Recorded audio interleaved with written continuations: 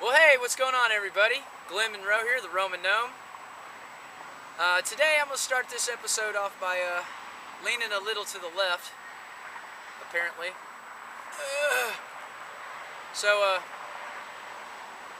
Yeah, today we're going to pick some more berries. I've identified a few more plants. I try to get some,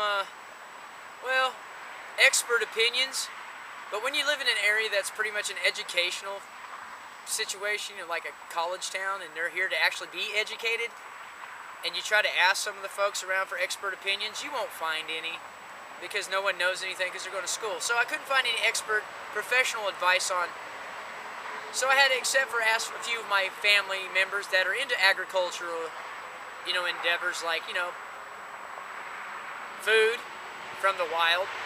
And we come to the conclusion that it's a gooseberry, and we're going to go pick grouse. Actually, the pronunciation is Grausberry. For all of you guys who, goose, grouse, pheasant, Grausberries. But to me, they look like diamond watermelons about this big. They got little thorns on them. But we're going to go pick the gooseberry, Grausberry. And I found these next to the raspberries. Come to find out, those were raspberries we were picking the other day. And so now we're going to go pick some more berries. It's Saturday. It's the about almost third week of June 2014. For those of you who use the Georgian calendar, Gregorian calendar, whatever you want to call it, or Roman Julian calendar. But for us who use, Semitic-based seasons and times, which should be like 5680 or something. 5680.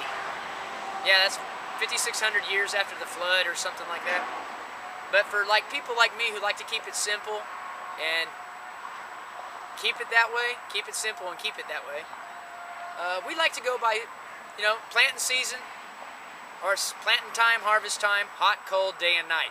So it's daytime, it's harvest season, and we're going to go pick some berries, fruits. We're going to have a little fun. So hey, stick around with the, Munro, the Roaming Gnome, and we're going to go pick some berries and have a good time. Hopefully, right? Get some food and learn some things. And if, you're having problems identifying some plants and stuff like that, yeah, you can go and look it up in books, but sometimes those people can be wrong too. Because plants vary from location to location, and it's always good to have, people that are from the area, or someone that's went ahead before you a little bit and kind of research some of their ideas and things, but, you just never really know, man. I mean, to be honest with you, I have friends and family that do wildcrafting and agriculture, and they seem to be somewhat okay, and they've been at it a while. But some of the plants on this planet, because there's so many of them, and as we move around, there's variations, and there's actually identification of plants I've never seen before. I mean, wow, I hiked up here to Missouri and the Illinois-Mississippi Valley area from Texas, and we have different plants there. There's more here, actually. And I see variations of the ones that grow, where I predominantly kind of grew up at. You can still identify the family, but they look a little bit, like older and more mature and a little bit more like prehistoric. So I see the differences in the plants. But that's something to take note of, and also where they grow, and to make sure that, even though they are edible, you have to be conscious to make sure there's nothing that's been dumped there, or, especially if it's kind of next to a civilized place like a city, or downstream from some kind of a plant. Plants downstream from a plant. Spinning around really speedily on a planet. Okay, anyway, well, without further ado, we're going to go and pick some berries.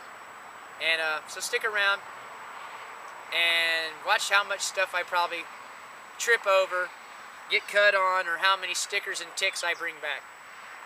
Hopefully we'll bring back something of interest and edible. So I'll see you later. Let's go down there and hike to the spot and get started, okay? Ugh.